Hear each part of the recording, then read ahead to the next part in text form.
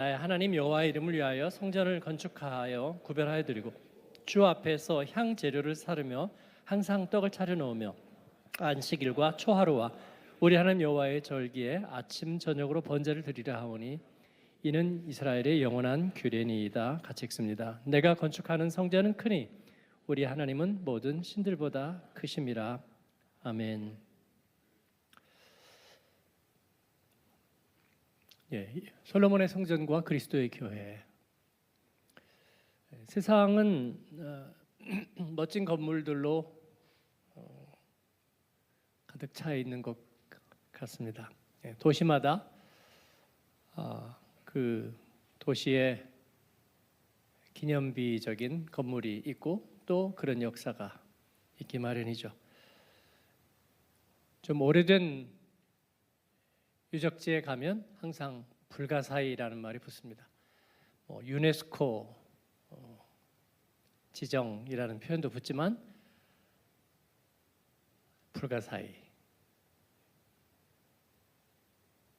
그리스의 아테네에 가면 파르테논 신전도, 또 에베소에 가면 그 아르테미스 신전도 불가사의 중에 하나죠. 이집트에 가면 피라밀시 또 불가사의이고, 중국에 가면 만리장성이 불가사의입니다. 저는 그런 데를 그리고 또 타지마할도 타지마할라고 타지마할은 아니고요. 그냥 이름이 그런 거예요, 여러분. 근데 저는 그런 거 보는 거 그렇게 좋아하지 않습니다. 파르테논이나 에베소 자취는 성지순례 가서 보게는 됐지만 저는 그다지 큰 감흥은 없습니다. 다행히 만리장성 가보지 못했는데 버킷리스트라든지 꼭 가봐야 되겠다는 생각은 추워도 없습니다. 사실은 저는 이스라엘 성지순례도 그렇게 가보고 싶은 생각은 없었어요. 성경의 세계를 가보고는 싶었죠. 당연히 성경의 세계를 좀 알고 싶은 마음이 있었지만 그러기 위해서 이스라엘 땅을 밟는 것이 중요하다는 생각은 안 해봤어요. 유학하고 있을 때 어떤 캠핑장에서 이스라엘 사람을 만났어요. 저보고 어디서 왔냐고 그래서 한국 사람이라 그랬더니 자기는 홀리랜드에서 왔대요. 홀리랜드가 어디지? 그죠? 제가 무슨 다른 랜드는 아는데 레골랜드도 알고 아는데 홀리랜드는 어디지? 그랬더니 이스라엘이라는 거예요. 제가 별 소리 다 듣겠네. 성경 속에 거룩한 그 하나님과의 약속이 있었던 곳은 있지만 지금 이스라엘이 무슨 홀리랜드야. 제가 그 얘기를 듣고서 좀 마음에 별 사람도 다 보겠네. 쟤들은 저런 자부심에서 사나? 제가 그런 생각이 조금 들었습니다. 그래서 꼭 이스라엘을 가야 되겠다는 생각은 하지 않았어요. 그러나 이제 성지순례를 결국 많은 세월을 지내다 보니까 그룹 교회에서도 가게는 됐습니다. 그러나 대부분의 건축물들은 주인이 바뀌거나 시대 역사가 바뀌면서 용도가 바뀌거나 성당이었던 게 모스크로 바뀌고 모스크가 또 어떤 경우에 의해서 다시 개신교 교회가 되고 그 다음에 또 모스크가 되고 소피아 성당이 그런 것처럼 그런 역사를 계속 하는 것을 볼 수 있습니다. 지난번에도 말씀드린 것처럼 고대의 건축물들은 그 절대군주, 그 독재적인 절대군주의 자기 이름을 드러내기 위한 수단으로서 토목공사가 많이 활용되었던 것을 볼 수 있습니다. 솔로몬의 성전을 오늘 얘기하게 되고 우리가 말씀을 묵상하게 되는데 솔로몬의 성전은 유대인들이 대단히 자랑스러워하고 또 그리워하고 그리고 다니엘은 그 성전이 있는 곳을 향해서 하루에 3번 창을 열고 기도하게 되는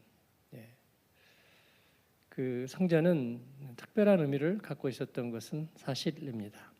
그러나 선지자 예레미야는 주의 성전이라고 말하지 말아라 라고 그렇게 경고한 바가 있습니다.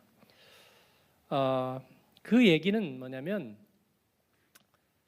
이스라엘에서 이 출애굽과 함께 하나님께서 주신 그 성막, 이 거룩한 장막은 굉장히 중요한 의미를 갖는 것입니다.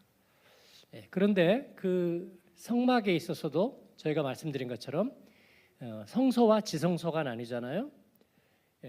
그 지성소에는 대제사장이 1년에 한 번밖에 못 들어가는 거예요. 그리고 준비가 안 되고 부정한 사람이 가면 거기서 죽임을 당했어요. 그러면 그 지성소는 아무도 못 들어가야 되잖아요.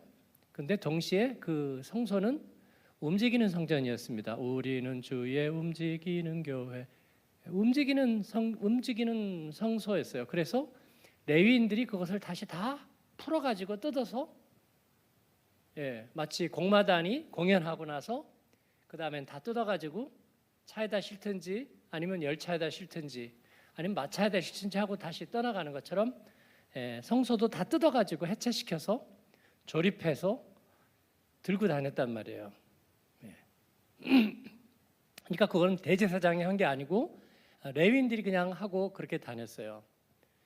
그러니까 그 둘 사이에는 어떤 그 공백이 존재한다는 거예요. 하나님 앞에서의 성소와 지성소로 있을 때는 그것은 거룩한 곳이고, 부정한 자는 대제사장이라도 죽임을 당하는, 아론의 아들이 죽임을 당한 것처럼 죽임을 당하는 그러한 거룩한 곳이면서 동시에 물건으로 만든 물질이었다는 거죠. 그래서 레위인들은 그것을 다시 풀어가지고 해체시켜서 들고 갈 때는 아무런 문제가 일어나지 않아요. 뭐 거룩하거나 거룩하지 않거나 하는 것 때문에 죽임을 당하거나 그런 일이 결코 일어나지 않았다는 거예요. 그죠? 그 두 가지 사실에는 어떤 공백이 존재한다. 그런데 이것은 하나님께서 미리 얘기하신 거였습니다. 하나님이 거룩하게 우리 가운데 임재하시는 것과 그 임재한 자리가 갖는 어떤 영험 같은 것은 하나님께서는 분명하게 구별시켜 주셨어요. 우리가 예배할 때는 구체적인 장소에서 나의 시간 속에서 예배합니다. 그래서 우리가 시간과 장소를 구별하는 거예요. 예배 드릴 때는. 그죠? 그러나 그 시간과 장소가 거룩하게 되는 것은 아니에요. 어렵습니까, 여러분? 이건 두 가지가 구별되어야 하는 거예요. 그래서 제가 하나님 예배에는 로케이션이 분명히 있어야 한다. 그걸 말씀드리는 거예요. 오늘 주일인데 어딘가를 가면서 그래도 내 마음속으로 예배 드린다. 그게 여러분의 삶 속에서 역사가 될 수 있을까요? 역사가 될 수 없습니다. 예를 들어서 여러분이 지금 뭐 연령층이 다 젊으시지만 여러분이 만약에 50이 되신 분이 50에 은퇴를 했다고 보세요. 그죠? 그리고 50에 은퇴를 했어요. 그리고 앞으로 한 40년을 살 거야. 근데 40년 동안 여러분이 머릿속에서는 굉장히 많은 일을 했어요. 그런데 여러분의 사무실도 없고 일터도 없고 여러분을 필요로 하는 것도 관계도 없어요. 그냥 늘 같은 곳에서 그냥 40년을 살면서 그러나 머릿속으로는 지적인 활동도 많이 하고 굉장히 많은 일을 했어요. 근데 어느 순간이 지났을 때 여러분에게 뭐를 추억할 수 있을까요? 뭐를 추억할 수 있을까요? 그 안에서 역사도 했고 그리고 가족에 대한 많은 좋은 생각도 많이 했고 세상을 위해서도 많은 걱정과 좋은 일을 많이 했어요. 40년 동안. 근데 40년이 지난 어느 즈음에 내가 어느 시점에서 무엇을 했을까 하는 걸 기억할 수 있을까요? 이해는 되시죠? 제 얘기가. 그죠? 아무것도 기억이 안 남을 거예요. 아무것도 기억이 안 남아요. 어떤 노인이 바닷가에서 어부로 살면서 이제 나이가 들었다고요. 거기서 결혼하고 아이들을 낳고 그 다음에 늘 어구를 챙기고 배를 손질하고 그리고 출하를 나가고 그러면서 풍랑도 만나고 또 큰 수확도 올리고 공치는 날도 있고 그러면서 하나하나 모래텄 하나 그 다음에 선착장에 있는 것들 하나 자기가 있는 도구 하나 모든 것이 자기에게 기억과 또 추억 같은 거죠. 그런데 어느 순간인가 그걸 다 그만뒀어요. 그만두고 한 30년을 그런 일을 아무것도 하지 않고 지낸 거예요. 그의 마음속에서는 나는 어부야. 그리고 나는 늘 출하를 나가는 것 같아. 밤에는 꿈을 꾸고 그 다음에 파도가 쳐오는 그런 것들의 꿈을 꾸고 자다가 일어나기도 하고 그리고 많은 일이 있었던 것들을 그리고 그 안에서 좋은 생각도 하고 상상도 하고 그러나 무슨 일이 일어났을까요? 아무 일도 일어나지 않죠. 그리고 자기가 직접적으로 했었던 그것만이 자기에게 추억이 되고 그게 자기에게 아이덴티티가 되고 자기의 사실은 살아있는 거예요. 삶이죠. 그런데 어느 순간부터는 아무것도 하지 않아요. 어떤 목사님이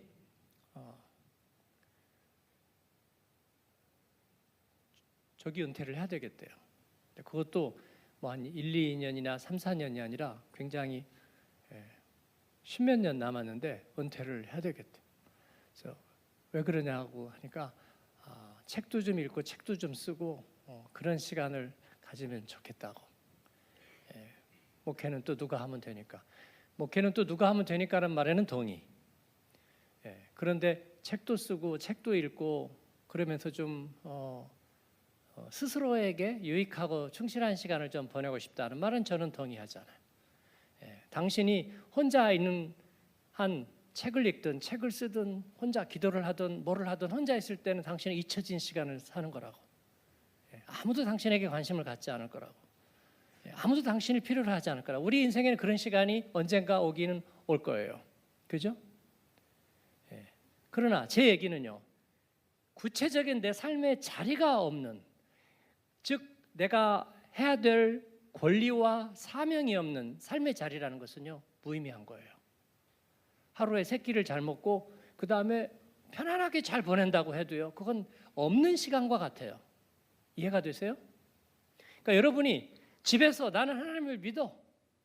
하루 종일 있으면서 나는 하나님을 믿어. 어딘가에는 나는 하나님을 믿고 내 믿음은 어딘가에 있어 라고 한다면 여러분은 꿈속에서 그냥 살고 있는 거예요. 그리고 여러분의 삶의 좌표가 하나도 드러나지 않아요.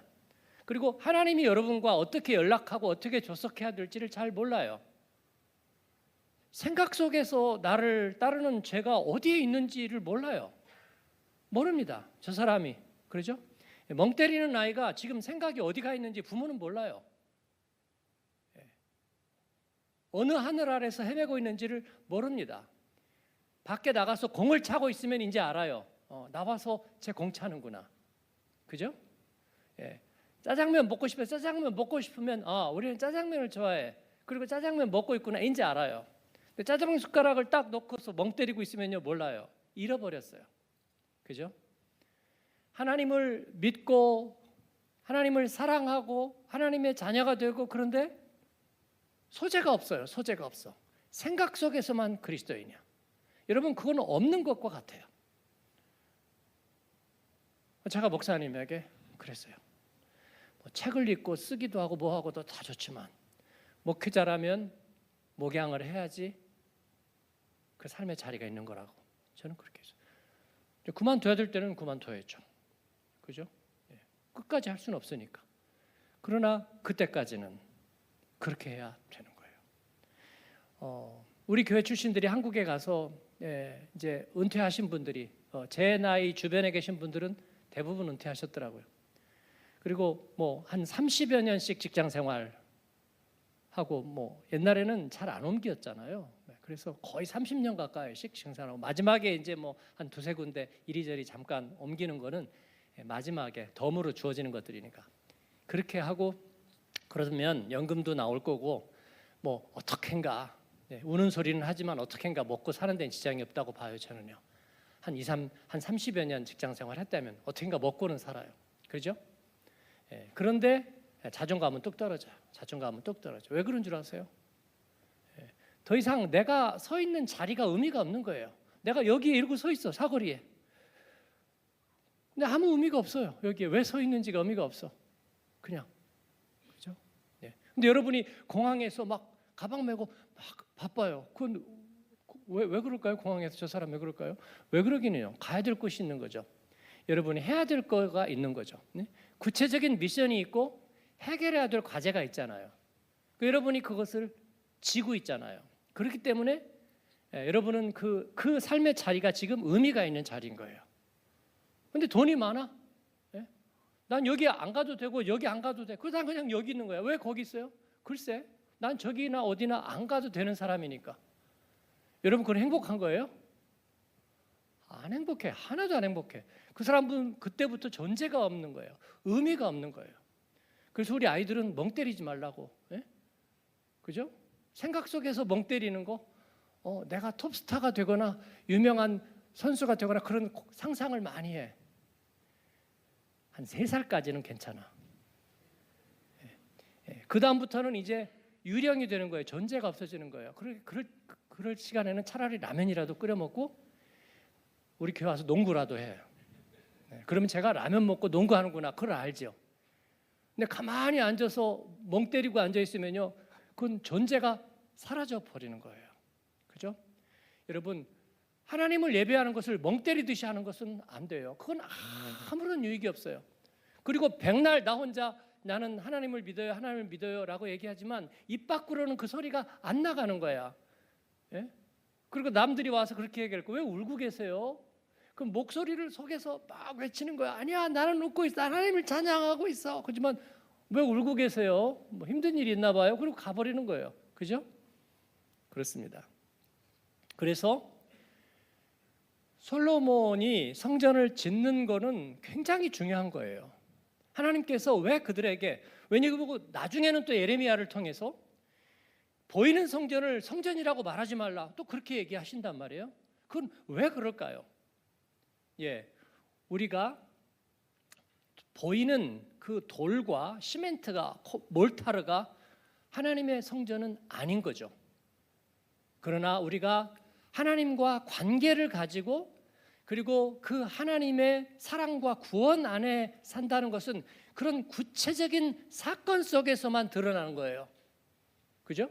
그래서 우리가 하나님을 예배하러 교회에 나오고 무릎을 꿇고 예배하고 내 삶의 물질들을 구별해 가지고 하나님 앞에 예물을 드리고 그리고 주님께서 필요로 하는 일에 내가 함께 몸으로 참여하고 내 시간을, 물질을 함께 드리는 것.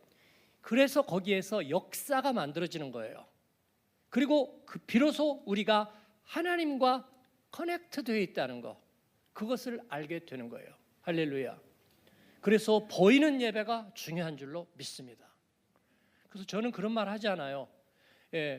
보이는 교회가 교회가 아니고 보이는 예배가 예배가 아니고 예배를 예배되게 교회를 교회되게, 그게 무슨 말이에요? 멍 때리자는 얘기잖아요. 그죠? 보이는 교회와 보이는 예배 대신에 그 대신에 어딘가에서 진정하게 하나님을 사랑하고 예배를 드리자, 그걸 다른 말로 바꾸면 멍 때리자는 얘기예요. 저는 그렇게 안 하겠어요.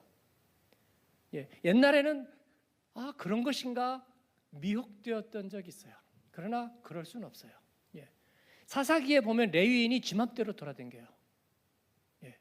그거는요 주님의 나라의 종말인 거예요. 레위인은 자기가 하나님께서 있어야 될 것을 정해 주셨거든요. 근데 어느 날 지가 프리랜서로 돌아다녀요. 프리랜서로 돌아다니는 사람들, 멍 때리는 사람들, 그 사람들을 뭐라고 불러요? 낭인이라고 불러요.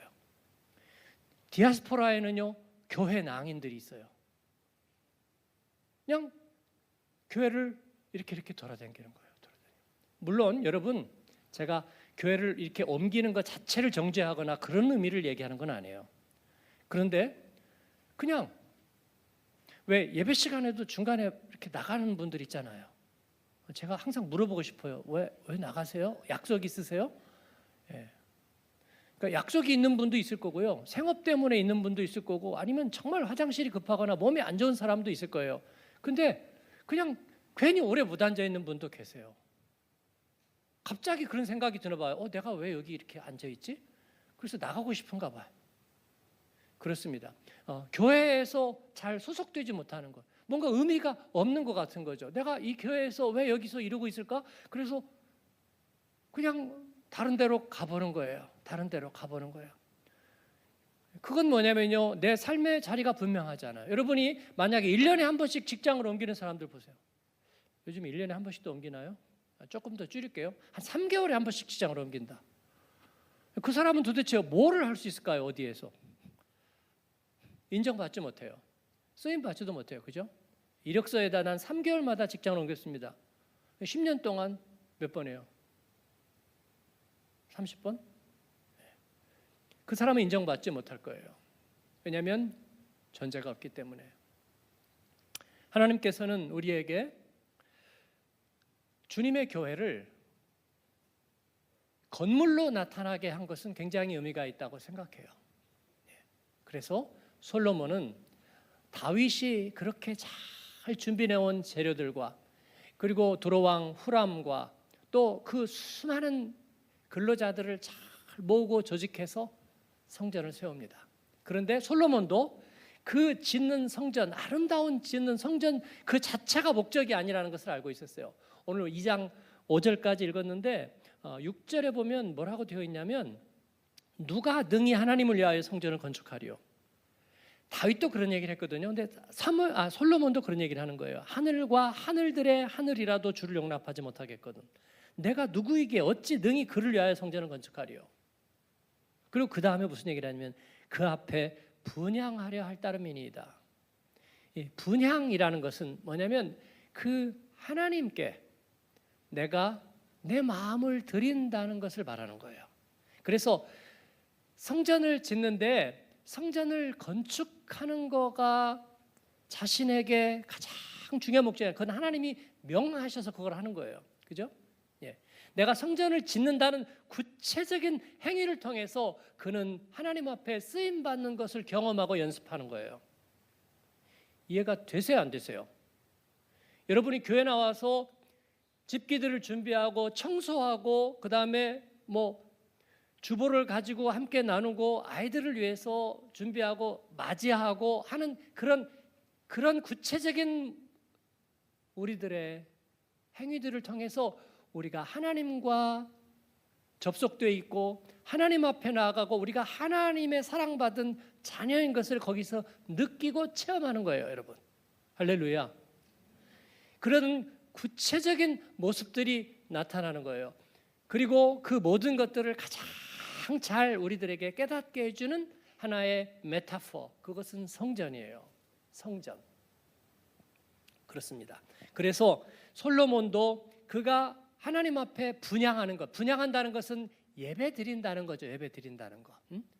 자기가 이 성전을 짓는 가장 큰 목적은 내가 어떻게 하나님을 위해서 집을 짓는다고 생각해 봐도 언감생심 감이 안 오는 거예요. 그래서 그게 아니라 하나님께 분향하는 것, 하나님을 예배하는 것, 그것이 내가 정말로 원하는 바라, 그렇게 얘기하고 있는 거예요. 여러분, 에베소서는 그 주님의 교회에 대해서 몇 가지의 메타포를 가지고 우리에게 그 교회의 의미를 얘기해주고 있습니다. 그 교회를 건물로 표현하는 것은 뭐냐면요, 그 건물은 무슨 의미가 있을까요? 그 안에 들어가는 데 의미가 있는 거예요. 그렇죠? 그 안에 들어가는데, 우리가 집이라고 하는 것은 그 안에 들어가기 위해서 있는 거예요. 그죠? 그래서 열쇠를 잃어버리면 못 들어가요. 또 집에서 관계가 나쁘면 집에 잘 못 들어가요. 탕자는 탕부 하나님 만나러, 아버지를 만나러 가야 되는데 떳떳하지 못하니까 잘 못 가는 거예요. 그래서 밖에 있어요. 에베소서는 우리에게 바로 외인과 나그네라고 얘기해요. 그 안으로 못 들어가는 사람들. 그렇습니다. 노아의 방주는 구원 받도록 들어간 사람들과 들어가지 않은 사람들로 나누는 거예요. 그래서 하나님의 교회, 그것은 그 안에 들어가기 위해서 있는 거다. 오늘 우리식으로 표현하자면 우리가 그 안에 인사이더가 되는 거예요. 그리고 그 안에 우리가 액세스하는 것입니다. 직장 다니는 분들이 자부심을 느끼는 것 중에 하나가 이 목걸이 달고 이렇게 찍고 들어가는 거. 요즘은 그게 또 없대면서요. 그래서 그거를 굉장히 자부심을 가지는 분들이 있어요. 뭐 이렇게 목걸이 차고 와서 전에 보니까 밥 먹을 때도 꼭 그 목걸이 그냥 차고 오더라고요. 그게 부끄럽지는 않은 거죠. 그러니까 일부러 그걸 뭐 자랑하려고 뭐 다 직장 가에 전부 다 차고 다니는데 자랑하려고는 아니겠지만 적어도 부끄럽지는 않다는 거지, 그죠? 여러분이 교회에서 예를 들어서 뭐 여기다 헌금위원 이런 거 해가지고 직장 가는데 이렇게 차고 가다가 사람들이 막 웃고 너 헌금위원이야? 그럼 팍 빼가지고 아 창피해. 교회에서 창피해. 응? 근데 예를 들어서 우리 직장인 예배 내일 할 거죠? 다음 주에 하죠. 직장인 예배 하는데 역시 이거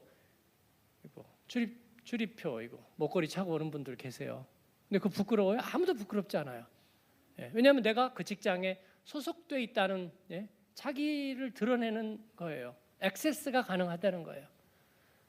사랑하는 여러분, 그래서 에베소서는 우리에게 너희는 이제 나그네도 아니고 외인도 아니라 성도들과 동일한 시민이요 하나님의 권석이라고 얘기하고 있습니다. 그래서 우리는 이제 인사이더라는 거예요. 그래서 성전은 우리가 그 안에 들어가기 위한 것입니다. 하나님과 거기서 액세스하게 한 것입니다. 그래서 여러분은 성전으로 나와야 합니다. 구체적으로 그 성전이 지하에 있는 성전이건 지상에 있는 성전이건 아니면 임시로 지어놓은 가건물이든 우리는 구체적인 성전에 속하고 그 안에 들어가서 하나님을 예배하고 분향하고 그리고 하나님께 억세스되는 하나님의 사람들이 되는 줄로 믿습니다. 솔로몬의 성전은 화려하고 멋지게만 지었다고 얘기할 것이 아니고 그것은 굉장히 중요한 의미를 갖는 거예요. 하나님이 축복하셨잖아요. 다윗이 그렇게 사모했잖아요. 솔로몬은 그렇게 지으면서도 두렵고 떨림으로 내가 어떻게 이런 일을 할 수 있는 자격이 있는지 모르겠다. 난 하나님을 그냥 예배할 뿐이다. 그러나 그 모든 것보다 크신 하나님께서는 성전을 통해서 그 안에 들어오는 구원의 사람들, 노아의 방주처럼 그래서 저와 여러분도 그 성전에 들어와서 하나님의 구원을 얻고 그 은혜를 누리게 된 줄로 믿습니다. 그런데 이제 거기에서 여러분이 아까 얘기하는 거 멍 때리기 시작하면 어디에서든지 나 하나님 믿으면 그만이야. 그건 마치 은퇴하면서 골방에서 평생 동안 머릿속에서만 일하는 사람하고 똑같아요. 뭐가 남아있어요? 아무것도 남아있지 않아요, 여러분. 그렇죠? 그렇습니다. 그런 사람들을 우리는 교회 낭인이라고 불러요. 디아스포라에는 그런 교회 낭인들이 많아요, 여러분. 저는 그분들을 정죄하려고 얘기하는 것이 아니라 돌아오라고 얘기하는 거예요. 그죠? 근데 가끔 보면 여러분도 그러고 싶은 때가 있죠. 그래서 뭐 별것도 아닌데 뭐 사역하는데 누가 좀 오해했다고 뭐 여기까지인가 뭐 어떻다는 거예요. 그래서 저 잠시 쉬겠습니다. 쉰다는 건 어떻게 한다고요? 멍 때리는 거라고. 그죠? 멍 때리는 신앙생활 하겠다는 거잖아요. 교회 다니면서 지쳤어요. 저는 병원 다니면서 지친 사람은 못 봤어요. 내가 몸이 아파서 좋은 병원에 가는데 지쳐요? 가서 한 시간도 기다리고 2시간도 기다리지만 당연한 거 아니에요? 그렇죠? 네. 그런데 주의 성전에 속해 있으면서 지친다? 네. 틈만 나면 지치고 싶은 사람 손 한번 들어보세요. 순장 생활 10년에 사역 10년 정말 이제는 enough 지쳤어요. 저 좀 쉴게요. 멍 때릴 거예요.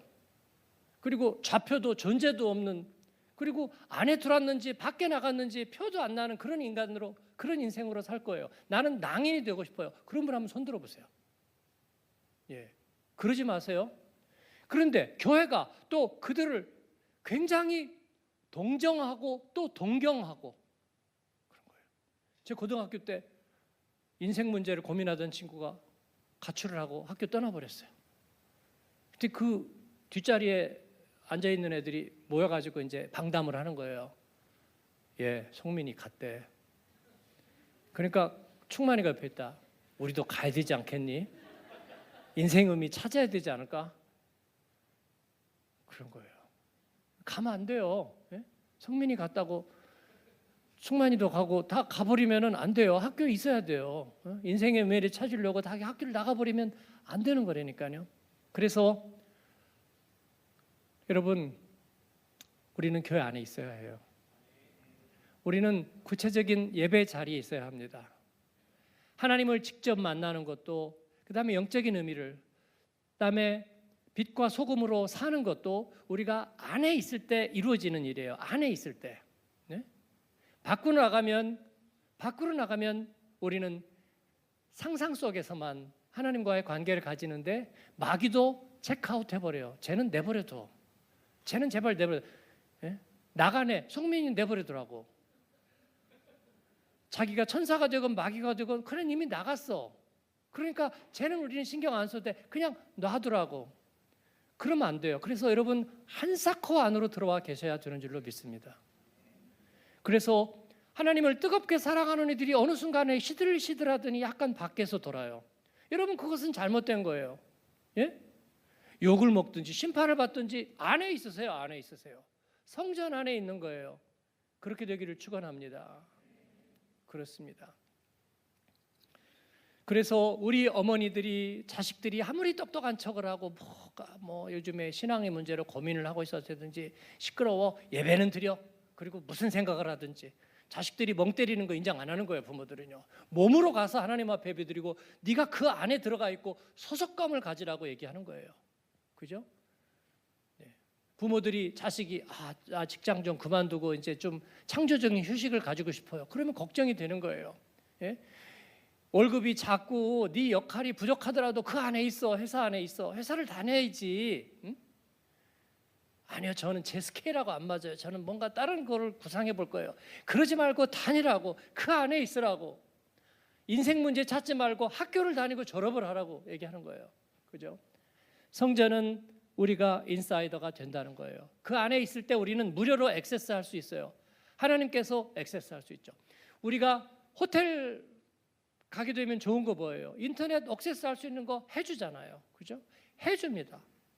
와이파이 번호도 알려주고 그 다음에 속도도 날 수 있게 도와주고 일 업무를 처리할 수 있도록 해주는 거예요. 안 되면 비즈니스 룸에라도 가서 그들이 쓰는 거라도 해가지고 할 수 있게 데이터도 전송하고 받을 수도 있고 할 수 있게 해주는 거예요. 하나님께서는 이전에는 우리가 외인이고 그리고 약속에 대해서도 외인이고 하나님 밖에 있었지만 그리스도 밖에 있었지만 이제는 그렇지 않다고 얘기하는 거예요. 하나님은 그런 성전을 지으셨고 우리에게도 그런 성전을 지어주셨습니다. 교회 안에 하나님과 억세스하는 자리에 있는 여러분 되기를 축원합니다. 그곳에는 그리스도의 피가 흐르고 있어요. 그리스도의 피가. 그래서 그리스도의 피는 모든 장벽들을 허물고요. 우리 안에 있는 장벽들을 허물고 그리고 죄의 바이러스를 없애는 힘이 있어요. 예배에서만 그게 있는 줄로 믿습니다. 예배를 한 3주 쉬어보세요. 그 다음에 4주, 5주 쉬는 것은 일도 안 해요. 그러면 무슨 일이 생기냐면 여러분 안에 정죄가 가득해. 왜냐하면 그리스도의 피가 흐르지 않기 때문이에요. 그리스도의 피가 왜 성전 안에만 예배당 안에서만 흐르느냐고요. 아닐 수도 있죠. 그런데 그 밖으로 나가면요 우리는 하나님께 억세스를 하지 않아요. 억세스를 하지 않아. 멍 때린다고 그냥. 예? 그리고 교회에 대해서 신앙에 대해서 온갖 부정적인 상념만을 갖고 살아요. 제가 사극 쓴다고 얘기하는 거잖아요. 예. 그래서 정죄를 이길 힘이 없어. 그리스도의 피가 미치지를 못해. 성전 안으로 나와서 뜨겁게 구체적인 무릎을 꿇고 입을 열어서 주여라고 부르기 시작하고 손을 모으고 주님라고 얘기할 때 다시 그리스도의 피가 우리에게 흐르는 줄로 믿습니다. 하나님이 그럼 우리에게 왜 몸을 주셨겠어요? 영만 만들어 놓지. 그죠? 생각만 구천을 떠돌게 만들지 왜 우리에게 몸을 주셨을까요? 하나님 앞에 와서 엎드리고 기도하고 손을 모으고 그리고 손을 넘겨서 성경을 펴고 말씀을 기억하라고 주신 거잖아요. 그렇습니다.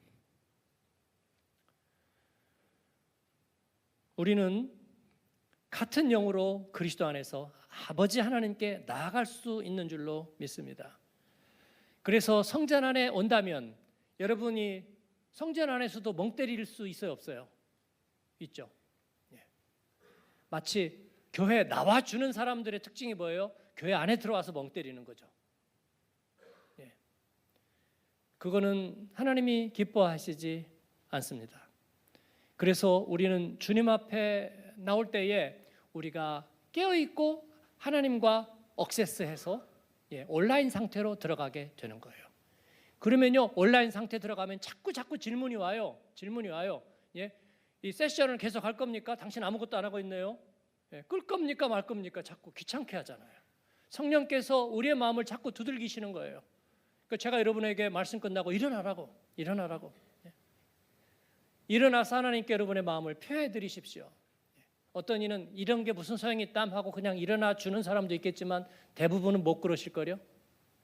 매번마다 못 그러실 거라고 생각해요. 왜냐하면 하나님께서 우리를 부르시거든요. 부르시고 구체적인 결단과 yes, no를 받아내기를 원하시거든요. 그렇습니다. 내 입으로, 생각해서가 아니라 내 입으로 주님 yes, 내가 주님의 말씀 앞에 순종합니다. 그런 걸 주님은 나에게 받기를 원하시거든요. 할렐루야. 주의 교회 안에서 이런 일이 일어나는 줄로 믿습니다. 그래서 주님의 교회 안에서 우리는 바로 그렇게 하나님의 사람들이 되어가는데, 에베소서에서는 바로 그 교회를 나타내는 몇 가지의 메타포들이 있어요. 첫 번째는 나라입니다. 우리는 그 나라의 시민이에요. 우리가 교회 안에 들어오면 하나님 나라의 시민이 되는 거예요. 그건 뭐냐면요, 우리가 같은 언어를 갖게 된다는 거예요. 한 나라에 속했다면, 그죠? 한 언어를 갖게 되는 거예요.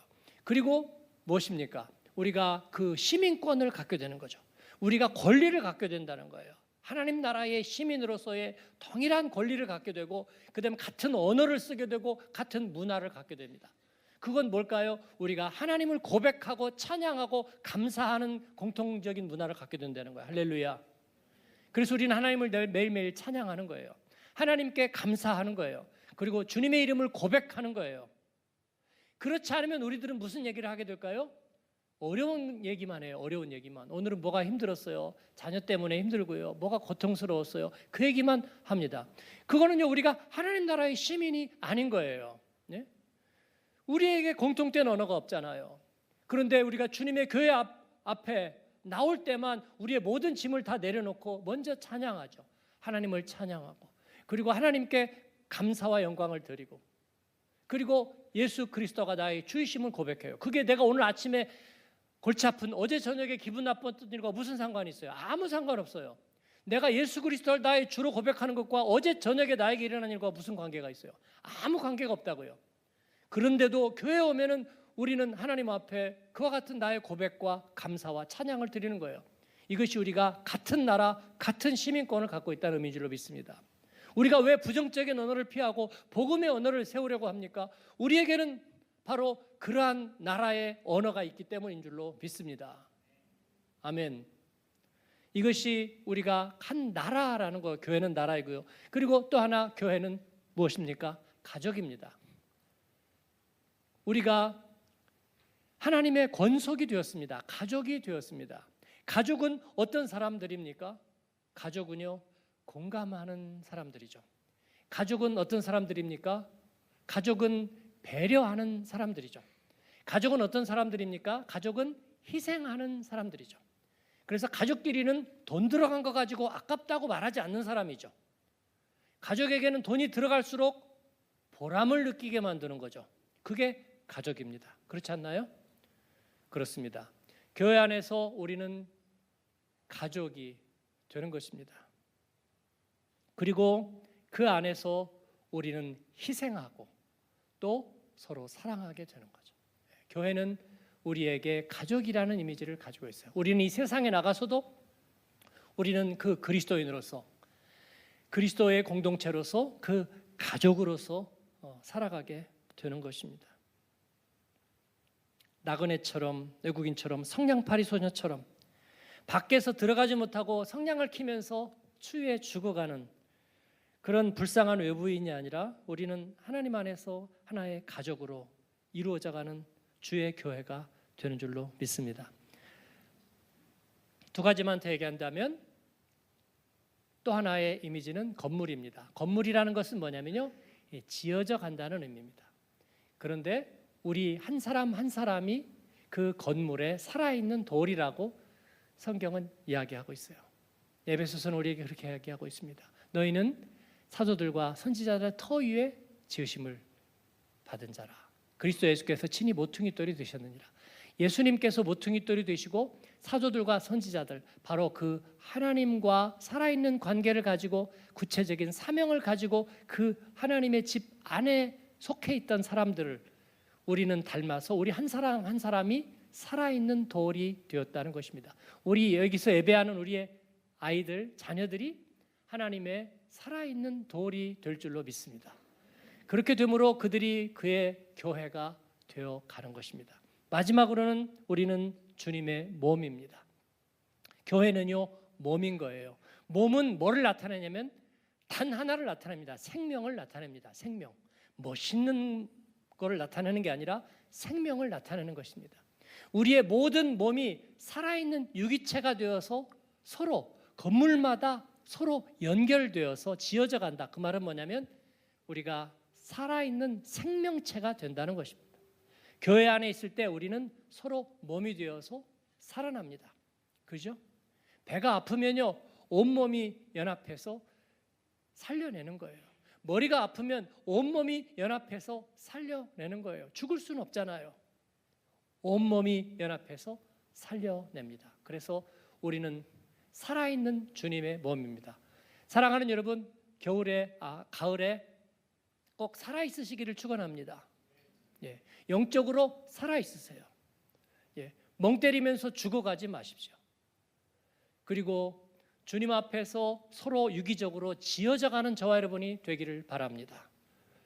그리고 우리는 가족이 되어서 서로 공감하고 배려하고 서로에게 희생하고 또 사랑하는 그런 주님의 가족 되기를 바랍니다. 그리고 우리는 주님의 나라입니다. 주님의 나라를 통해서 우리는 복음의 언어를 가지고 이 세상 가운데서 구별된 그리스도인으로서 살아가는 것입니다. 이 모든 것들이 구체적인 예배, 구체적인 섬김, 구체적인 전도, 또 구체적인 사역을 통해서 우리가 그리스도인됨을 나타내 주는 줄로 믿습니다. 이제 사역도 많이 했고 사람도 많으니까 나는 좀 빠져 있을 거예요. 은퇴할 거예요. 그 생각은 틀렸습니다. 주님의 일은요, 퍼즐 조각이 아무리 많다고 해도 노는 조각은 없습니다. 같이 합해서 하나를 만들어 가는 거예요. 그렇습니다. 그래서 우리는 주님 나라에 갈 때까지 사역할 겁니다. 주님 나라에 갈 때까지 복음의 일에 참여할 겁니다. 주님의 나라에 갈 때까지 우리는 주의 성전으로 지어져 갈 겁니다. 주님의 가족이 되어 갈 겁니다. 사역의 자리를 찾아내고 또 우리는 그 사역을 해 나갈 겁니다. 가끔 교회에다가 왜 사람들 사역하도록 해주지 않아요? 라고 볼 때 목회자는 좀 당혹스럽습니다. 왜냐하면 저희는 충분히 우리가 주님 앞에서 많은 사역할 일이 있다고 생각하거든요. 선교를 위해서도 너무나 많은 아이템들이 있다고 생각하거든요.